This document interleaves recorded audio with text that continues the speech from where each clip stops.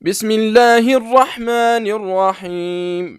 والعاديات ضبحا فالموريات قدحا فالمغيرات صبحا فأثرن به نقعا فوسطن به جمعا إن الإنسان لربه لكنود وإنه على ذلك لشهيد وإنه لحب الخير لشديد أفلا يعلم إذا بعثر ما في القبور وحصل ما في الصدور إن ربهم بهم يومئذ لخبير.